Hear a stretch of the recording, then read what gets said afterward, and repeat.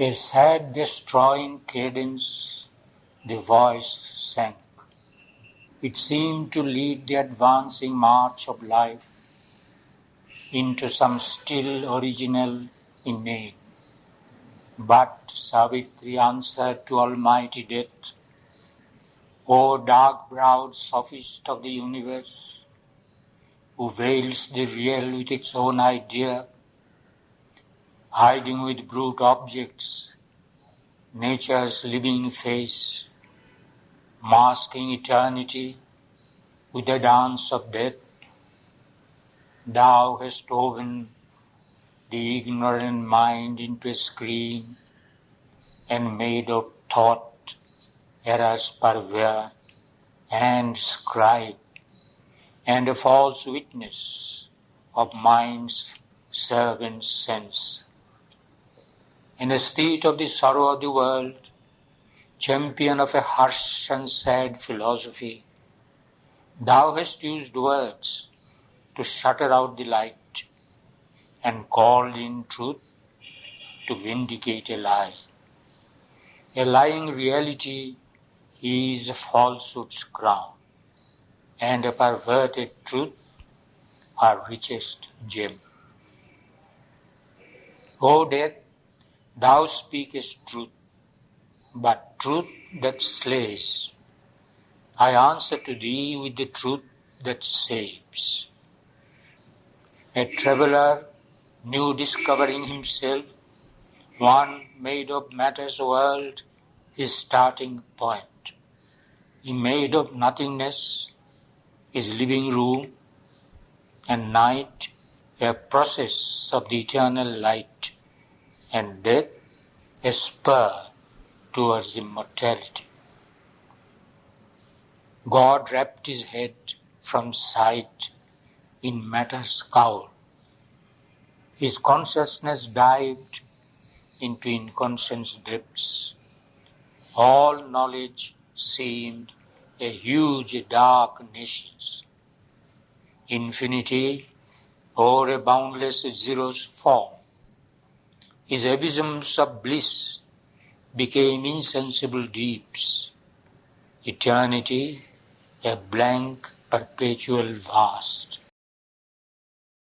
Annulling an original nullity, the timeless took its ground in emptiness and drew the figure of a universe, that the spirit might adventure into time and wrestle with adamant necessity, and the soul pursue a cosmic pilgrimage. A spirit moved in black immensities and built a thought in ancient nothingness. A soul in God's tremendous void was lit, a secret, labouring glow of nascent fire. In Nihil's gulf his mighty puissance wrought. She swung her formless motion into shapes, made matter the body of the bodiless. Infant and dim, the eternal mights awoke. In inert matter breathed a slumbering life. In a subconscious life, mind lay asleep. In waking life, it stretched its giant limbs to shake from it the torpor of its brows. A senseless substance quivered into sense. The world's heart commenced to beat, its eyes to see. In the crowded, dumb vibrations of a brain, thought fumbled in a ring to find itself, discovered speech, and fed the newborn word that bridged with spans of light the world's ignorance. In a waking mind, the thinker built his house. A reasoning animal willed and planned and sought. He stood erect among his brute compeers. He built a life new, measured the universe, opposed his fate, and wrestled with unseen powers, conquered and used the laws that rule the world, and hoped to ride the heavens and reach the stars. A master of his huge environment, now through mind's windows stares the demigod, hidden behind the curtains of man's soul. He has seen the unknown, looked on truth's veilless face. A ray has touched him from the eternal sun. Motionless, voiceless, in foreseeing depths, he stands awake in supernature's light and sees the glory of arisen wings and sees the vast descending might of God. O death, thou look'st on an unfinished work, assailed by thee, and of its road unsure, peopled by imperfect minds and ignorant lives, and sayest, God is not, and all is vain. How shall the child already be the man? Because he is infant, shall he never grow? Because he is ignorant, shall he never learn? In a small fragile seed, a great tree lurks. In a tiny gene, a thinking being is shut. A little element in a little sperm, it grows, and is a conqueror and a sage. Then wilt thou spew out, death, God's mystic truth, deny the occult spiritual miracle. Still wilt thou say there is no spirit, no God. A mute material nature wakes and sees. She has invented speech, unveiled a will. Something there waits beyond, towards which she strives. Something surrounds her, into which she grows. To uncover this spirit, to change back into God, to exceed herself, is her transcendent task. In God concealed, the world began to be. Tardily, it travels towards manifest God. Our imperfection towards perfection toils. The body is a chrysalis of a soul. The infinite holds the finite in its arms. Time travels towards revealed eternity. A miracle structure of the eternal mage. Matter its mystery hides from its own eyes. A scripture written out in cryptic signs, an occult document of the all-wonderful art. All here bears witness to his secret might. In all we feel his presence and his power. A blaze of his sovereign glory is the sun. A glory is the gold and glimmering moon. A glory is his dream of purple sky. A march of his greatness are the wheeling stars. His laughter of beauty breaks out in green trees. His moments of beauty triumph in a flower. The blue seas a chant, the rivulet's wandering voice are murmurs falling from the eternal's harp. This world is God, fulfilled in outwardness. His ways challenge our reason and our sense. By blind brute movements of an ignorant force, by means whose slight is small, obscure or base, a greatness founded upon little things, he has built a world in the unknowing void. His forms he has massed from infinitesimal dust. His marvels are built from insignificant things.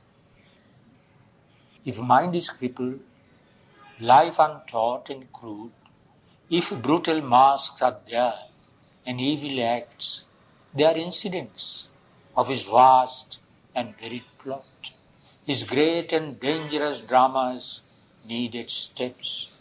He makes with these and all his passion play. A play and yet no play, but the deep scheme of a transcendent wisdom, finding ways to meet her Lord in the shadow and the night. Above her is the vigil of the stars. Watched by a solitary infinitude, she embodies in dumb matter the divine. In symbol minds and lives the absolute. A miracle monger, her mechanical craft. Matter's machine worked out the laws of thought. Life's engines serve the labor of a soul. The mighty mother her creation wrought, a huge caprice, self-bound by iron laws, and shut God into an enigmatic world. She lulled the omniscient into nascent sleep, omnipotence, on inertia's back she drove. Trod perfectly with divine unconscious steps the enormous circle of her wonder works. Immortality assured itself by death. The Eternal's face was seen through drifts of time. His knowledge he disguised as ignorance. His good he sowed in evil's monstrous bed, made error a door by which truth could enter in. His plant of bliss watered with sorrow's tears. 1,000 aspects point back to the one. A dual nature covered the unique. In this meeting of the Eternal's mingling masks, this tangled dance of passionate contraries, locking like lovers in a forbidden embrace, the quarrel of their lost identity, in this wrestle and wrangle of the extremes of power, Earth's million roads struggled towards the deity. All stumbled on behind the stumbling guide. Yet every stumble is a needed pace on unknown routes to an unknowable goal. All blundered and struggled towards the one divine. As if transmuted by a Titan's spell, the eternal powers assumed a dubious face. Idols of an oblique divinity, they owed the heads of animal or troll, assumed ears of the fawn, the satyr's hoof, or hovered the demoniac in their gaze. A crooked maze they made of thinking mind. They suffered a metamorphosis of the heart, admitting vacant revelers from the night into its sanctuary of delights, as in a Dionysian masquerade. On the highways, in the gardens of the world, they wallowed, oblivious of their divine parts, as drunkards of a dire Circean wine, or a child who sprawls and sports in nature's mire. Even wisdom, hewer of the roads of God, is a partner in the deep, disastrous game. Lost in the pilgrim's wallet and the script, she fails to read the map and watch the star. A poor self-righteous virtue is her stock, and reason's pragmatic grope or abstract sight or the technique of a brief hour's success, she teaches. An usher in utility school. On the ocean surface of vast consciousness, small thoughts in shoals are fished up into a net. But the great truths escape are narrow cast, guarded from vision by creation's depths, obscured the swim in blind enormous gulps, safe from the little sounding blades of mind, too far for the puny diver's shallow plunge. Our mortal vision peers with ignorant eyes. It has no gaze on the deeper heart of things. Our knowledge walks leaning on error's staff, a worshipper of false dogmas and false gods, or fanatic of a fierce intolerant creed, or a seeker doubting every truth he finds, a skeptic facing light with adamant no, or chilling the heart with dry, ironic smile, a cynic stamping out the God in man. A darkness wallows in the paths of time, or lifts its giant head to blot the stars. It makes a cloud of the interpreting mind and intercepts the oracles of the sun. Yet light is there. It stands at nature's doors. It holds a torch to lead the traveller in. It waits to be kindled in our secret cells. It is a star lighting an ignorant sea, a lamp upon our poop, piercing the night. As knowledge grows, light flames up from within. It is a shining warrior in the mind, an eagle of dreams in the divining heart, an armor in the fight, a bow of God. Then larger dawns arrive, and wisdom's pomps cross through the being's dim, half-lighted fields.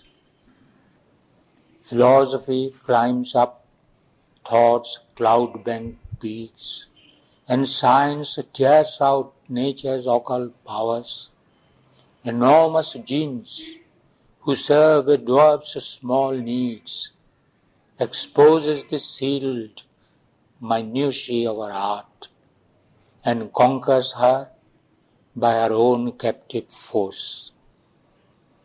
On heights unreached by minds most daring soar, upon a dangerous edge of failing time, the soul draws back into its deathless self.